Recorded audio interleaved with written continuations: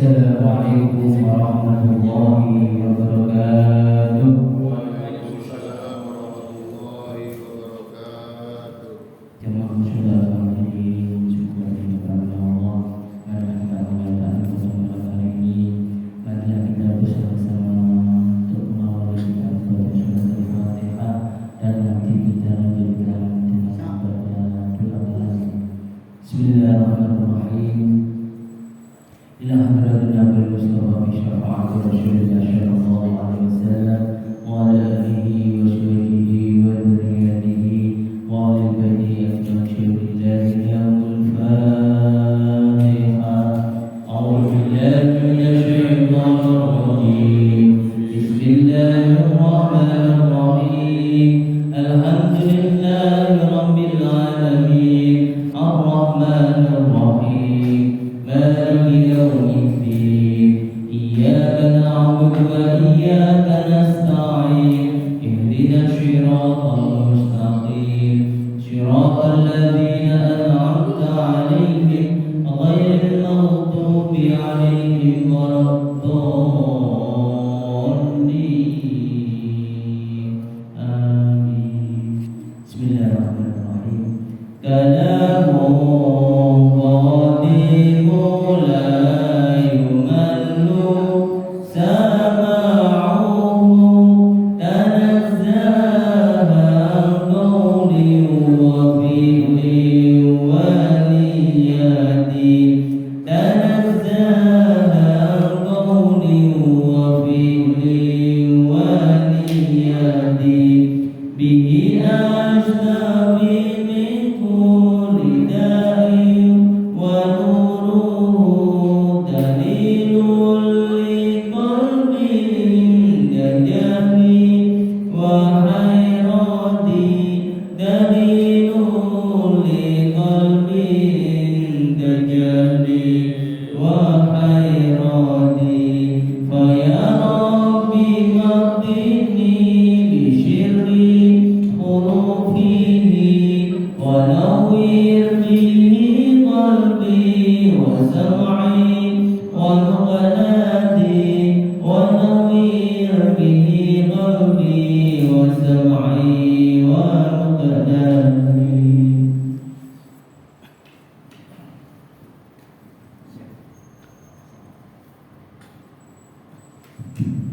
Bismillahirrahmanirrahim. Assalamualaikum warahmatullahi wabarakatuh. Waalaikumsalam warahmatullahi wabarakatuh. Alhamdulillahi rabbil alamin. Wassalatu wassalamu ala asyrafil anbiya wal mursalin sayyidina wa maulana Muhammadin wa ala alihi wa sahbihi wa man tabi'ahum bi ihsanin ila yaumiddin.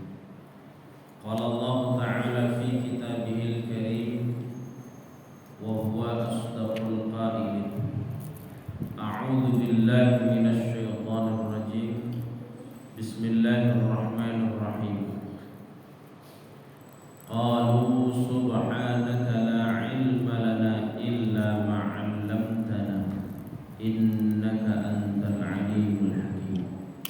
Shadaqallahul 'azim wa ballagha rasuluhun nabiyyul habibul karim wa nahnu 'ala dzalika minasy syahidin wasyakirin walhamdulillahi rabbil alamin. Hadratul mukarramin wal muhtaramin, para alim, para asatidz yang saya muliakan, Ketua DKM Mushola Al-Muhajirin beserta jajaran pengurus, para jamaah sesepuh bin sepuh. Mohon maaf tidak bisa saya sebutkan satu persatu, teriring doa. Mudah-mudahan kita semua senantiasa diberikan keselamatan serta perlindungan dari Allah Subhanahu wa taala. Amin ya Allah ya rabbal alamin. Alhamdulillah, kita senantiasa bersyukur kepada Allah Subhanahu wa taala. Pada malam hari ini kita semua kembali dipertemukan oleh Allah, istiqomah dalam kebaikan, melaksanakan pengajian setelah kita melaksanakan sholat maghrib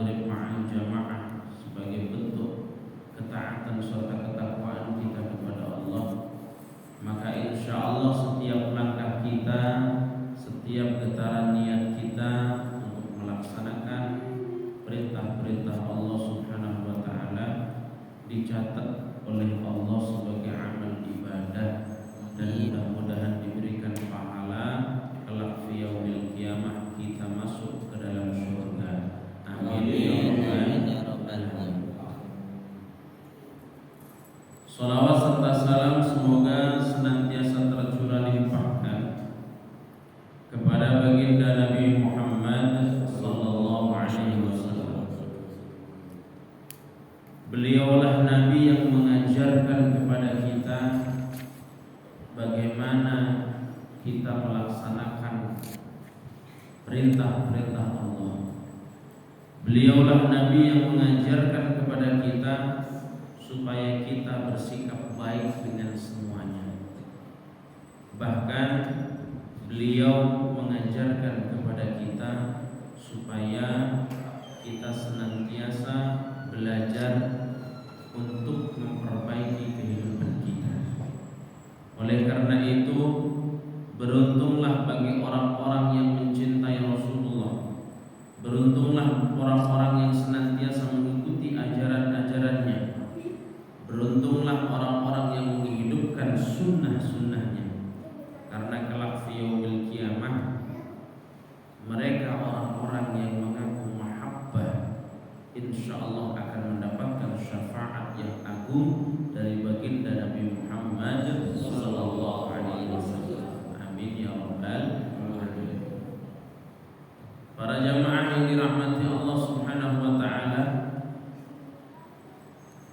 Nabi Sulaiman alaihi salam di dalam satu kisah disebutkan khayyara Sulaiman alaihi salam bainal ilmi wal mulki. Khayyara diperintah untuk memilih. Sulaiman alaihi salam, Nabi Sulaiman alaihi salam. Nabi Sulaiman diperintah untuk memilih bainal ilmi wal mulki, antara ilmu dan kerajaan.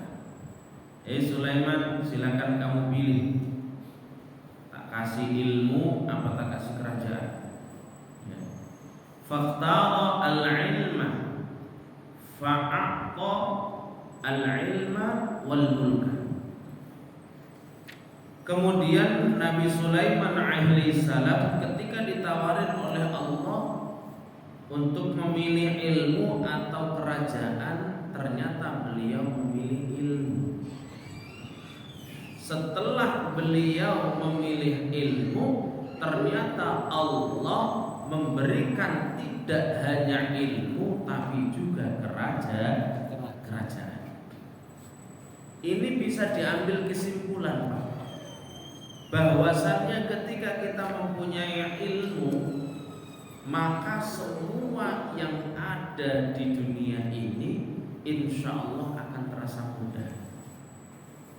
Kalau kita kepengen mendapatkan rahmatnya Allah Subhanahu wa ta'ala bil ibadah, maka harus ilmunya tahu.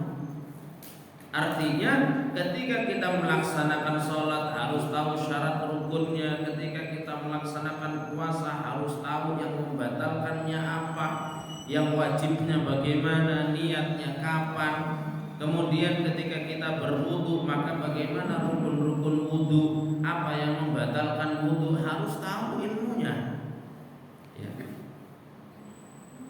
Kalau kita bisa melaksanakan ibadah dengan ilmu yang disampaikan oleh guru-guru kita, maka kita pun akan mengetahui bagaimana cara Rasulullah SAW melaksanakan ibadah. Bahkan beliau mengajarkan kepada kita tidak hanya mendapatkan ridha kepada Allah Subhanahu wa ta'ala di akhirat, tapi mendapatkan kebahagiaan di dunia.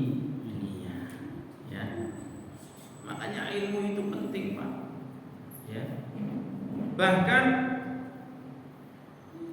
ada satu hadis yang menerangkan tentang ulama warathatul anbiya. An Ali karramallahu wajhah, 'an Nabi sallallahu alaihi wasallam annahu qala, sa'altu Jibril, aku bertanya kepada malaikat Jibril, an ashabil ilmi, siapa itu orang yang punya ilmu, orang yang ulama, ya. Siapa itu ulama? Faqala hum siraju ummatika fid dunya wal akhirah. Malaikat Jibril berkata, mereka adalah lentera bagi umatku wahai Muhammad, fid dunya, di dunia, wal akhirah, dan di akhirat. Tuba, sungguh sangat beruntung, liman arafahum, orang-orang yang kenal dekat dengan ulama. Wal wailu liman ankarahum wa abghadahum, dan celaka bagi orang-orang yang ingkar dan benci terhadap ulama. Makanya alhamdulillah kita itu semuanya ditakdir oleh Allah Subhanahu wa taala di tempat yang mulia ini kita hadir untuk melaksanakan ibadah, untuk kita ta'lim, hadir di majelis ilmu yang mana dikatakan paham gak paham tetap dapat rahmat dari Allah. Mau nulis gak nulis tetap mendapatkan barokah dari Allah Subhanahu wa taala. Buktinya apa? Malaikat diperintah oleh Allah Subhanahu wa taala, wahai malaikat, ketika engkau melewati satu tempat yang mana tempat itu adalah raudhah min riyadh, tempat itu adalah taman surgaku di dunia, ya, maka berhentilah. Kemudian malaikat bertanya, ya Allah, emang ada raudhah min riyadil jannah yang ada di bumi? Taman-taman surgamu yang ada di bumi ada ya Allah? Ada. Di mana ketika ada orang berkumpul berzikir kepadamu, di mana mereka orang-orang yang senantiasa berkumpul dibacakan ayat-ayat Al-Qur'an, kemudian disampaikan pengajian, disampaikan apa saja, maka itulah taman-taman surga. Lantas apa yang harus aku lakukan ya Allah? Maka catat orang-orang yang ada di dalamnya. Ya, maka alhamdulillah, mau kita paham cek enggak paham ya Pak, Masya Allah, mau kita khusyuk, mau kita dengerin beneran atau sambil agak-agak ngantuk, yuk serapo, ya, tetap mendapatkan barokah dari Allah Subhanahu wa ta'ala. Bahkan diceritakan Ibnu Mas'ud itu ketika bertanya kepada Rasulullah SAW tentang pengajian, tentang ta'lim, maka kata Rasulullah, kalau ada orang dia itu ngaji, ya, tanpa bawa tulisan, tanpa bawa pulpen, tanpa bawa kertas, alias gak nyatet apa yang disampaikan oleh gurunya, apa yang disampaikan oleh kiainya, apa yang disampaikan oleh ustadznya, dia gak nyatet, maka dia tetap mendapatkan keberkahan dari Allah, bahkan lebih baik daripada memerdekakan 1000 budak. Duduk di majelis ilmu, ya Allah, ya, itu nikmatnya. Cuman kalau bisa apa yang disampaikan oleh guru-guru kita amalkan, ya. Cuma masalahnya kita itu kadang-kadang pas waktu ngaji paham, tapi pas waktu pulang hilang. Kemarin yang disampaikan Ustaz Nur begini, belum dilakukan, dikasih lagi sama Ustaz ini. Besoknya lagi Ustaz Herudin, besoknya lagi sopo gitu ya, Ustaz Mujib gitu ya. Belum dilakukan, terus ngaji terus. Wis ora apa-apa. Ya, enggak apa-apa. Al-ilmu bila amalin tetap yanfa. Ilmu belum diamalkan tetap bermanfaat. Ya, analoginya begini Pak, ketika kita tahu ilmunya, ya, maka kita itu andaikan melakukan sesuatu yang dilarang oleh Allah, maka kita tahu untuk tempat kembalinya. Kita tahu bahwasannya melakukan kemaksiatan itu mengundang daripada murkanya Allah. Kita tahu bahwasannya ketika kita melihat seseorang yang mana bukan mahram, apalagi bisyahwatin, dengan syahwat, itu haram, ya kita tahu ilmunya karena kita ngaji, kita paham itu bukan halal, itu sesuatu yang tidak diperbolehkan dalam Islam. Akan tetapi kemudian kita, ya Allah, astagfirullahaladzim, kita istighfar. Dalilnya mana? Walladzina idza fa'alu fahishatan aw zalamu anfusahum dzakarullah fastaghfaru lidzunubihim. Ketika kita zalim, ketika kita melakukan kemaksiatan, ingat kepada Allah Subhanahu wa taala. Berzikir kepada Allah, bahkan istighfar kepada Allah Subhanahu wa taala. Astagfirullahaladzim. Nah, kemudian sebelum kita sholat kita berwudu. Wudu itu tidak hanya untuk sholat, Pak. Wudu itu adalah cara kita supaya mendapatkan ridho dari Allah Subhanahu wa taala, mensucikan diri. Bahkan di dalam wudu, ketika kita berwudu, Pak, dosa-dosa yang pernah kita lakukan itu dihapuskan oleh Allah. Rontok. Makanya apa? Wudu itu yang dibasuh adalah bagian-bagian yang potensi melakukan kemaksiatan. So, kalau kita pengen lihat kumur-kumur lisan kita, ya. Kemudian istinsyak, masukin air ke dalam hidung, indera penciuman kita, wajah kita, ya ini meliputi semuanya dari mata, hidung, mulut, terus tangan, potensi melakukan kemaksiatan, ya. Kemudian lanjut sampai kepala supaya otak kita ini bersih, Pak, sampai kakinya, Masya Allah. Makanya di dalamnya pasti lillahi ta'ala.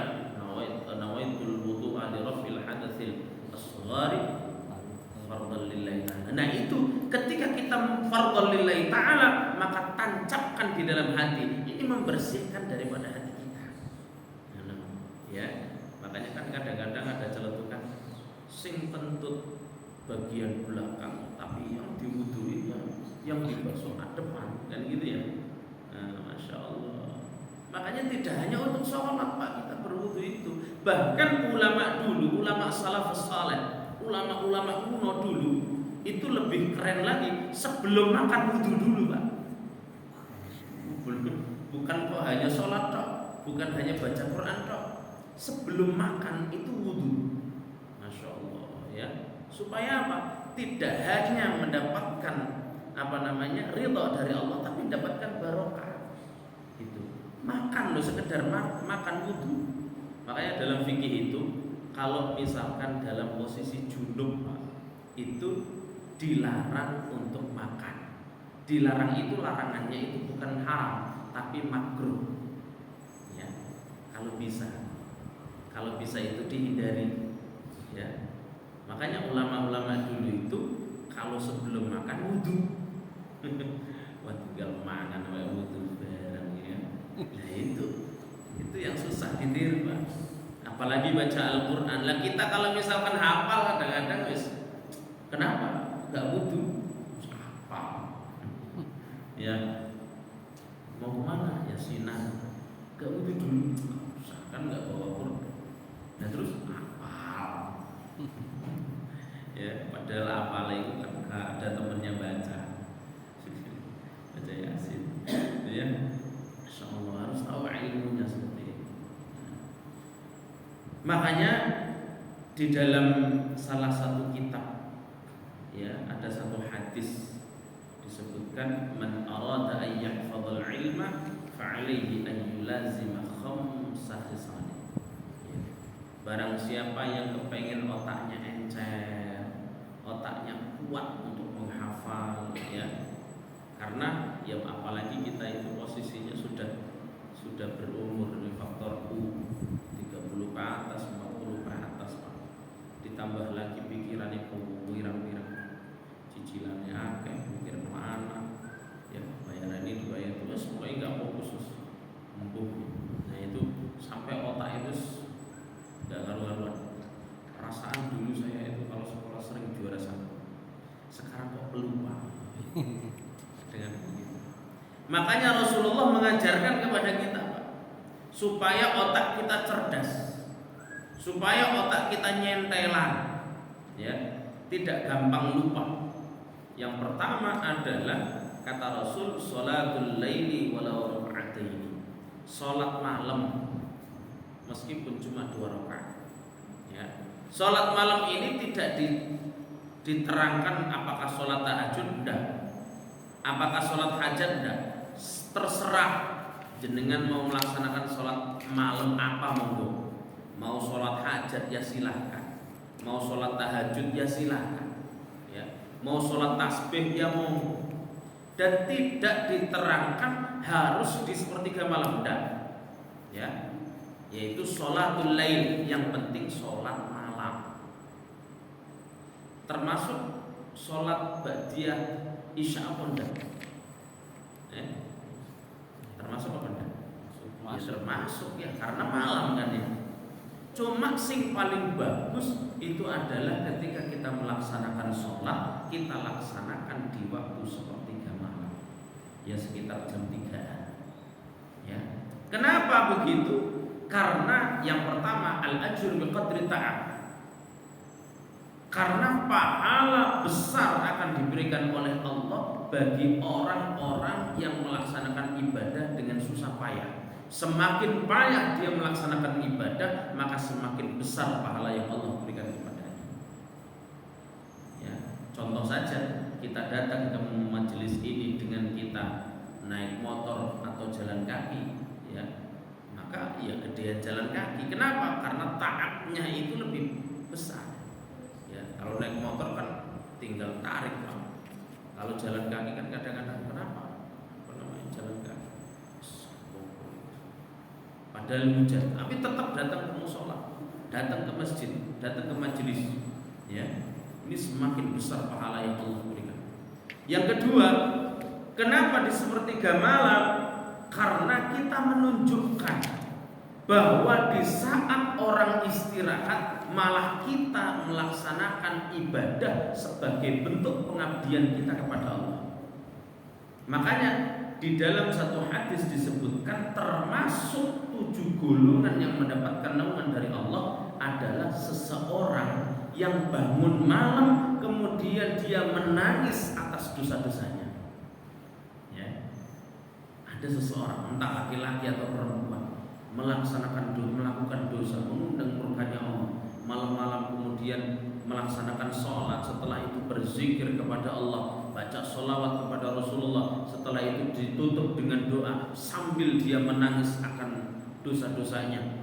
Ya, entah dia baca bahasa Arab atau bahasa Indonesia, dia nangis, ya Allah, saya tidak bisa meninggalkan daripada kemaksiatan, ya Allah, ampuni. Nangis, ya. Tangisan itu yang bisa meredahkan daripada api neraka. Tangisan itu yang akan memadamkan api neraka, yang harusnya dia mendapatkan siksa dari Allah gara-gara dia menangis karena Allah Subhanahu wa taala atas segala dosa-dosanya, maka dia tidak jadi disiksa oleh Allah Subhanahu wa taala.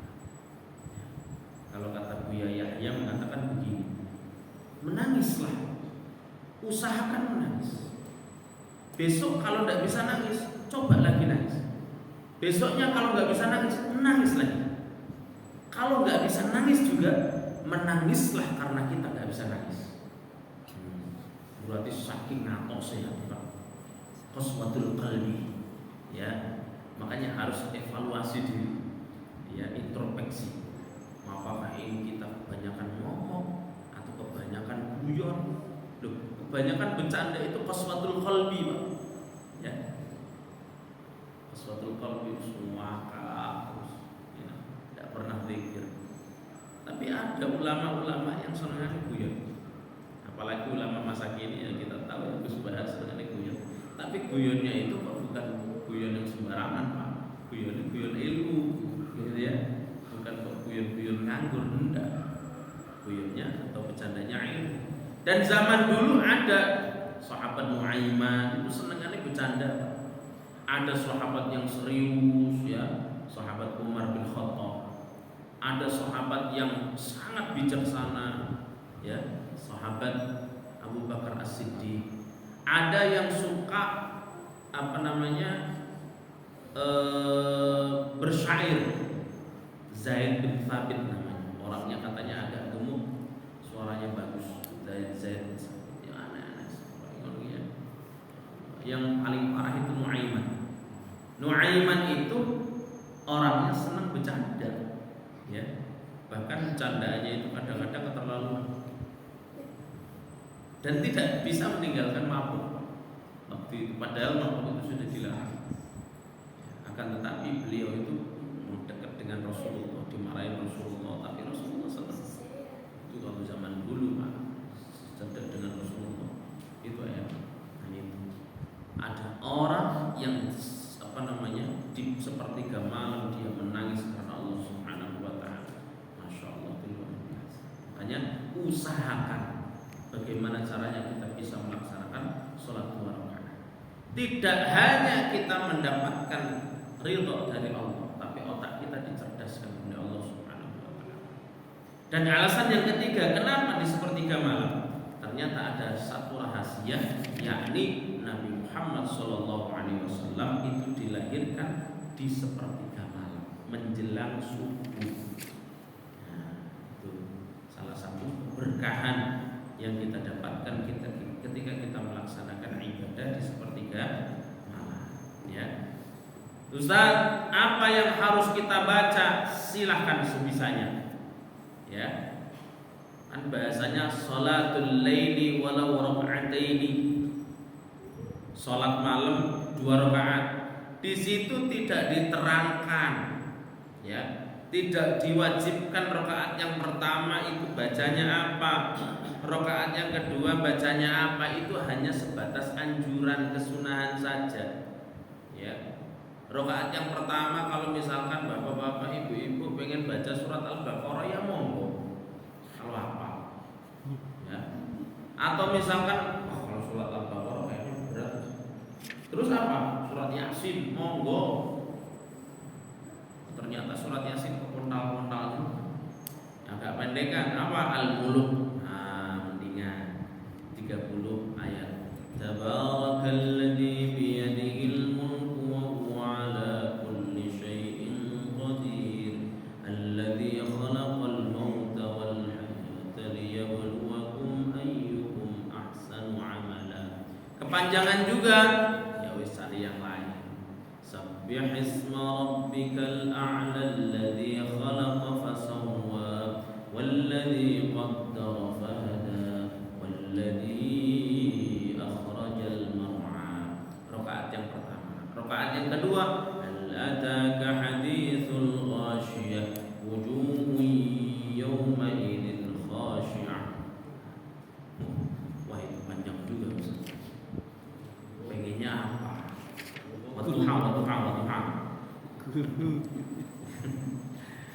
Wadduha. Yang lain. Watin wa zaitun. Atin. Nah, itu ternyata enggak ini juga. Al-Kafirun. Qul ya ayyuhal kafirun. Rakaat pertama Al-Kafirun, rakaat yang kedua qul. Bisa enteng gitu ya.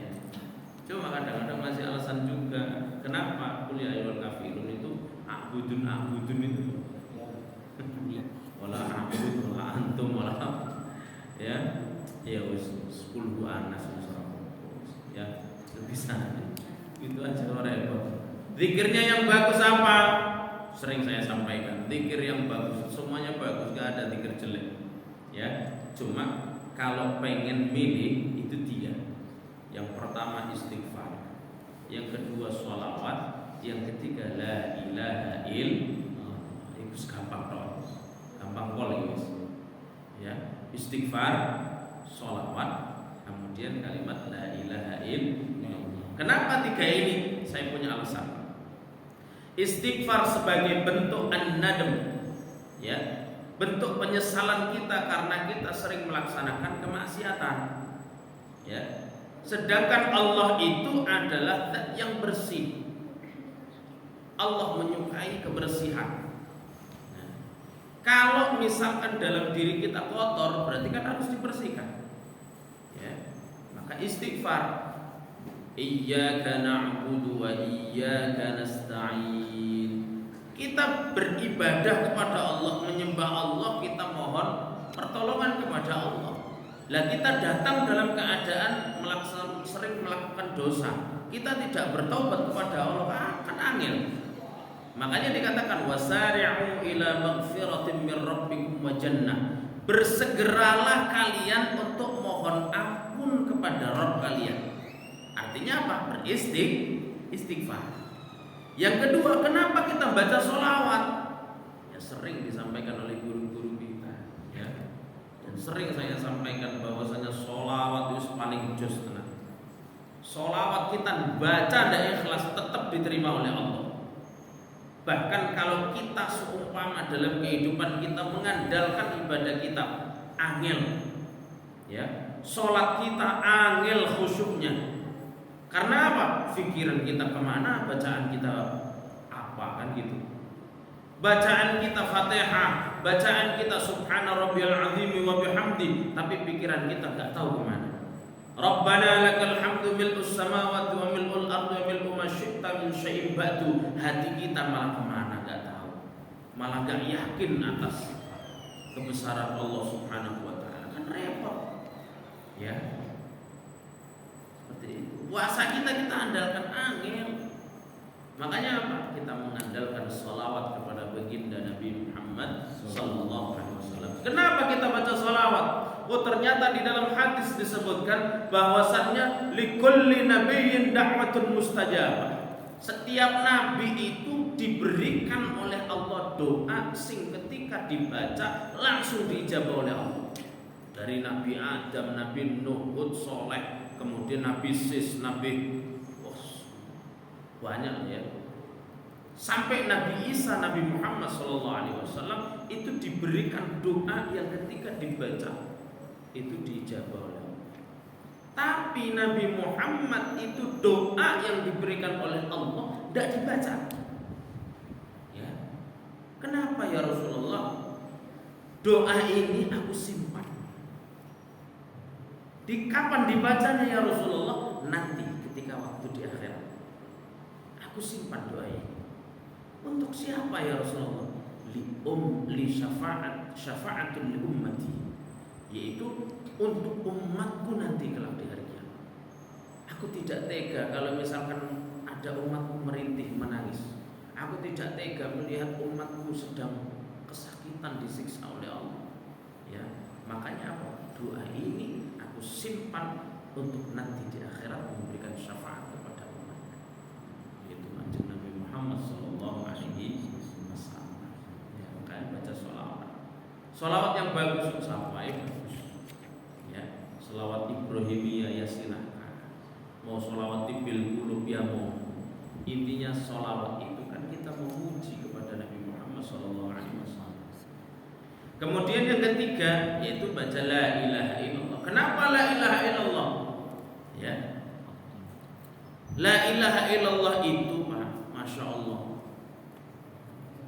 Pas waktu Nabi Musa alaihissalam pernah berdoa kepada Allah.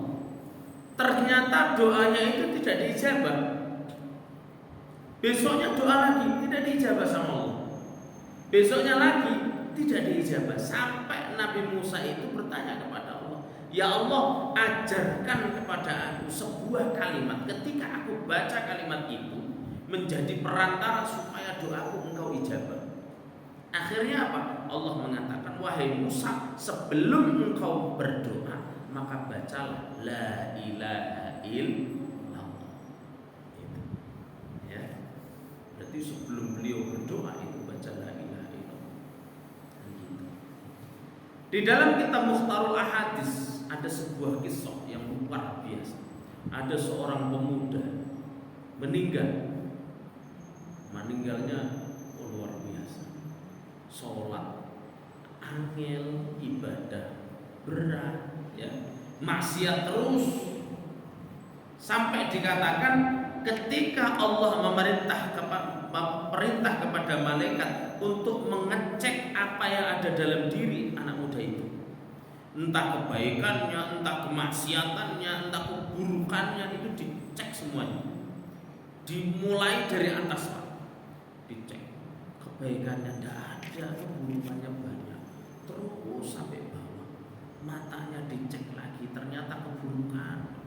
hidungnya keburukan terus, kemudian lisannya juga keburukan terus, senengan pisah pisau, caci maki, ya, sampai ke bawah, ya, sampai ujung kaki, bahkan sampai hatinya dibelah sama malaikat, ternyata tidak ada kebaikan. Ini anak muda mau ditinggalkan sama malaikat, ya, artinya mau ditinggalkan ya sudah, usah rokok, usah ketoro. Akan tetapi malaikat itu entah kenapa gak puas dengan apa yang dilakukan olehnya. Terus kemudian malaikat ini ngecek lagi, Pak. Ternyata bagian rahangnya itu dipecah sama malaikat. Wes enggak dibelah lagi, dipecah sama malaikat. Ini jangan-jangan di sini kebaikan. Ternyata betul, rahangnya itu dinempel kayak nempel dengan lidahnya, nempel dengan bagian yang sini, ya.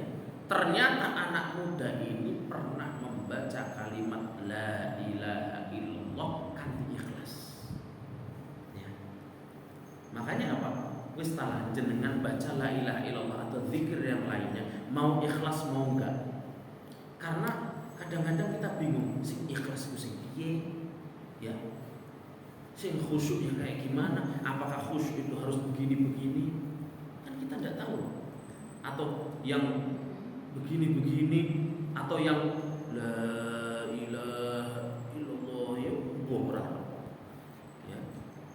Atau mungkin ketika kita pas waktu naik motor atau naik mobil atau naik kendaraan atau mungkin jalan kaki, ternyata kita pernah membaca kalimat la ilaha illallah. Ternyata itu yang ikhlas. Kan kita tidak tahu, Pak. Karena anak muda ini tidak tahu, Pak, kalimat apa yang bisa menyelamatkan dirinya. Ternyata dia pernah dalam kehidupannya pernah membaca kalimat la ilaha illallah kanthi ikhlas. Nah, ya. Akhirnya gara-gara dia pernah mengucapkan kalimat la ilaha illallah dalam kehidupannya, di kematiannya dia itu diselamatkan oleh Allah Subhanahu wa taala. Padahal dosane sembuh, ya Allah. Tapi ini jangan diambil kesimpulan berarti wis dosa terus ae. Kok baca la ilaha illallah. Masalahnya la ilaha illallah bener ora? La ilaha illallahnya itu ikhlas apa enggak? Oh, ternyata kemaksiatannya jauh lebih banyak la ilaha illallah. Ternyata enggak ikhlas. Ya. Terus ijek pikirannya dunya. Ya. Pikirannya supaya kita mendapatkan rezeki, ya ora apa-apa sebenarnya, karena tingkatan kita kan berbeda-beda. Artinya apa? Ketika kita berzikir kepada Allah Subhanahu wa taala, kemudian kita mohon kepada Allah supaya diberikan ketentraman dalam kehidupan rumah tangga, supaya kita diberikan rezeki yang halal, yang barokah, yang banyak, itu enggak apa-apa sebenarnya. Makanya kita itu mendapatkan tuntunan dari guru-guru kita, yang mana guru-guru kita itu lisannya menyambung lidahnya para ulama, menyambung lisannya para sahabat, menyambung lisannya baginda Nabi Muhammad SAW. Ya, dan Rasul pun mengajarkan kepada kita, ketika kita berzikir kita niatkan ini ya benar. Ketika kita berzikir kita niatkan karena Allah benar. Kita niatkan supaya mendapatkan anugerah dari Allah, mendapatkan rezeki yang halal, ya benar, ya. Tapi kan kehidupan kita itu tidak melulu soal rezeki terus, dan gitu. Kadang-kadang ada orang nih, Pak, maaf ya, di tempat saya itu ada sampai melu toriko yang sana tuh, terus menjak saya ikut toriko sana, rezekinya lancar terus. Akhirnya apa? Ngikut ke sana juga. Niatnya apa? Dia. Ternyata temannya itu ikut di sana, rezekinya bukan tambah banyak, justru malah bangkrut. Ya, sing repot sing piye. Ya, Masya Allah. Niatkan karena Allah Subhanahu wa taala. Yes. Nah, itu sholatul lail, ya. Jadi baca istighfar, baca sholawat, kemudian baca la ilaha illallah. Ditutup dengan apa? Doa. Doa ini mau terserah jenengan. Mau doa pakai bahasa Indonesia ya silahkan. Cuma kalau bisa ada doa yang kita ambil dari Al-Quran. kalau bisa, termasuk yang kita sering baca dan sudah di luar kepala, Rabbana atina fid dunya hasanah. Itu Al-Qur'an itu Pak. Wah itu doa cesplong itu aslinya. Cuma masalahnya kenapa nggak cesplong? Akhirnya dosa. Banyak dosa gitu Pak. Makanya apa ini Pak? Ini. Kenapa bacaan zikirnya ulama dulu itu bisa langsung sampai kepada Allah? Saya itu pernah berdebat teman-teman saya.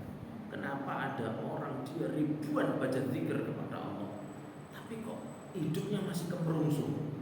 Tahu kemerungsung Pak? Oh sahut-sahutan lah ya.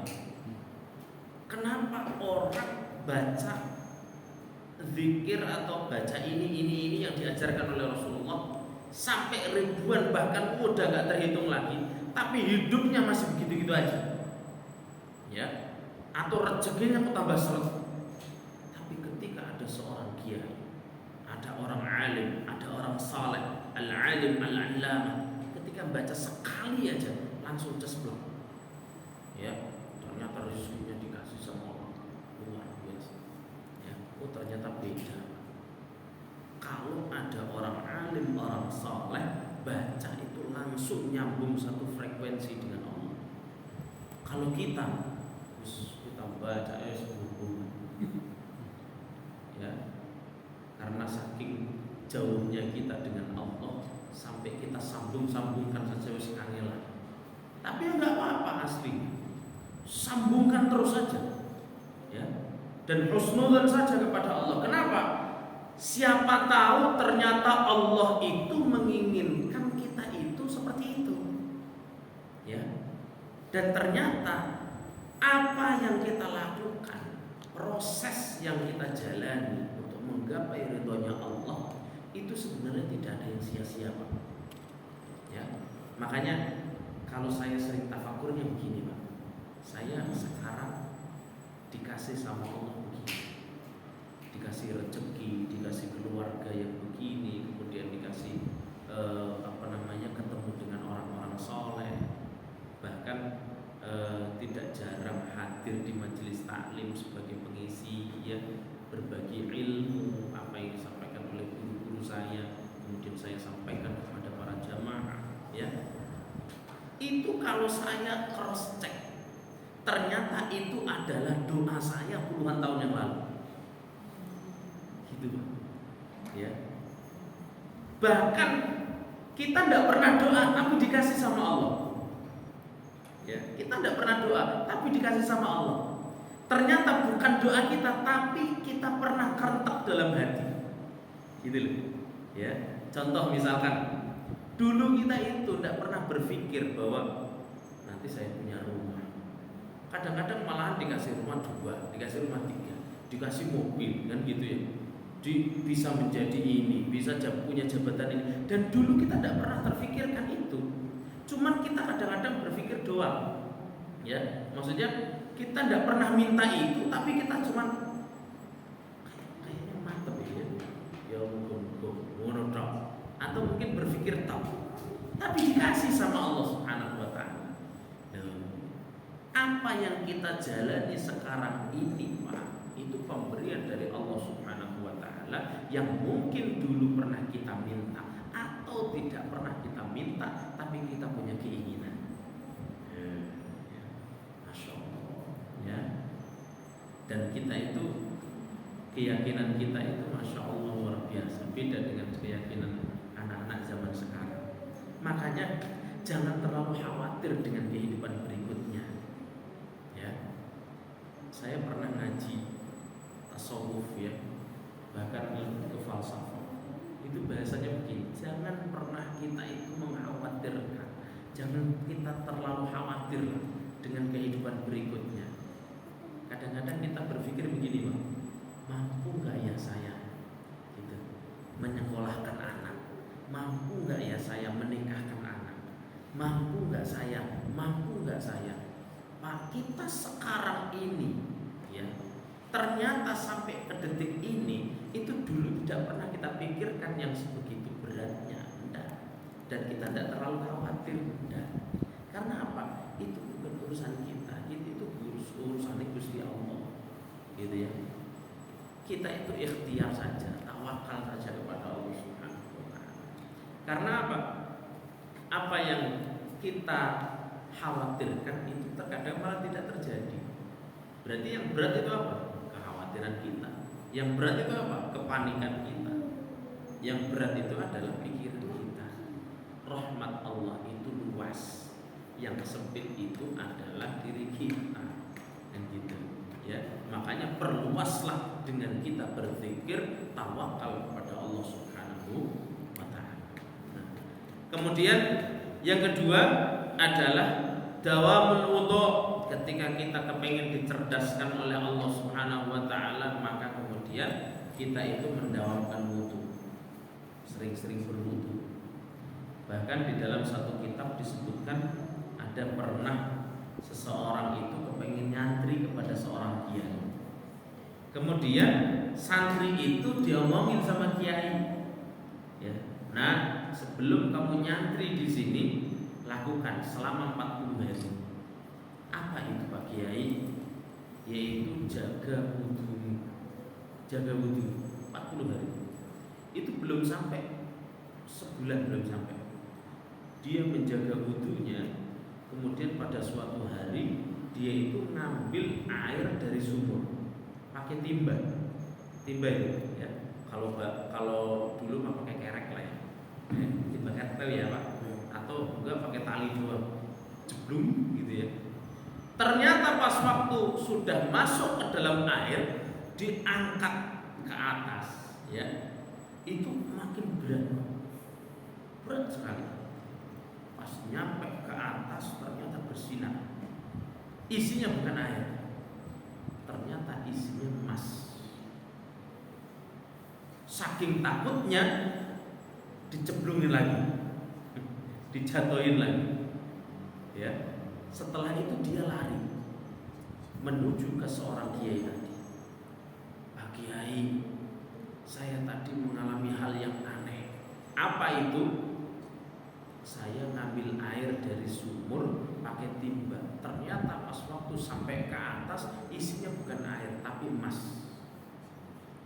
Apa kata kiai? Kamu lulus.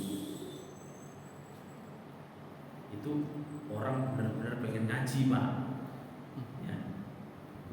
Kalau kita tahu kejadian begitu, goblok sampai ini mau dapat emas kok malah dicemplungin lagi.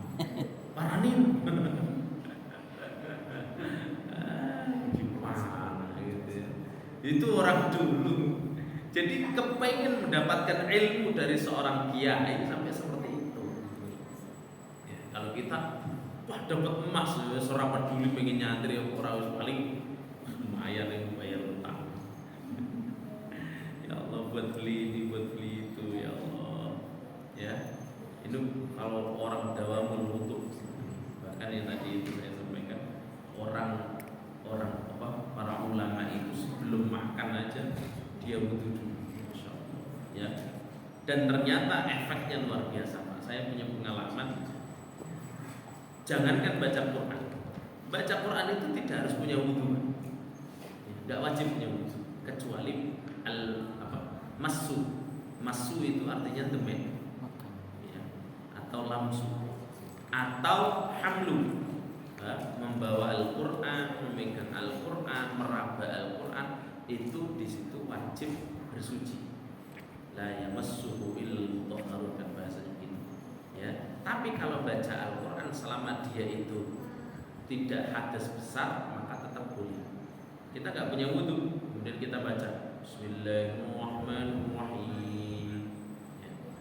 Alhamdulillahirabbil alamin. Ya. Kita sering aslinya kita baca Al-Quran tapi nggak punya wudu, itu sering aslinya. Cuman kadang-kadang kita nggak sadar. Kita kumpulan RT atau kumpulan apa, marilah kita buka acara pada pagi malam hari ini dengan bacaan Al-Fatihah gitu. Refleks baca Quran toh, Al-Quran itu. Ternyata kita nggak punya wudu, nggak apa-apa, ya. Tapi dianjurkan.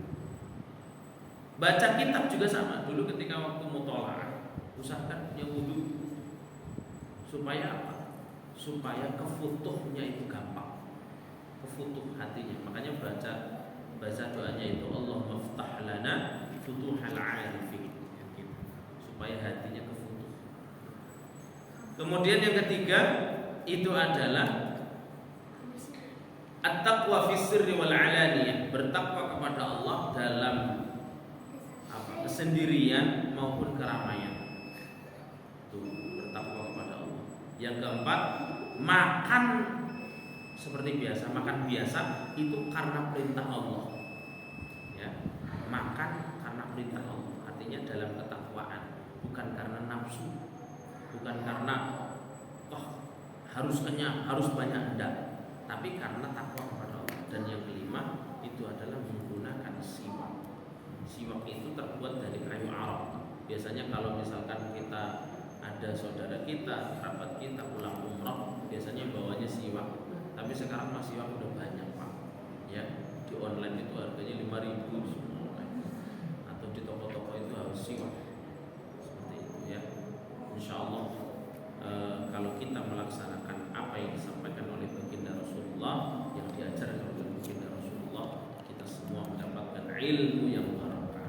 Amin ya rabbal alamin. Al-Fatihah. A'udzubillahi minasyaitonir rajim. Bismillahirrahmanirrahim. Iyyaka na'budu wa Iyyaka na'budu wa iyyaka nasta'in. shiratal ladzina an'amta 'alaihim. Allahumma anfa'na bima 'allamtana wa 'allimna ma yanfa'una subhanaka la 'ilma lana illa ma 'allamtana innaka antal 'alimul hakim. Allahumma ighfir lana dhunubana wa walidayna warhamna. Amin. Rabbana atina fid dunya hasanatan wa sallallahu ala sayyidina Muhammadin wa sallam. Alhamdulillahi rabbil alamin. Subhanakallahumma wa bihamdika asyhadu an la ilaha illa anta astaghfiruka wa atubu ilaik. Assalamualaikum warahmatullahi wabarakatuh. Waalaikumsalam.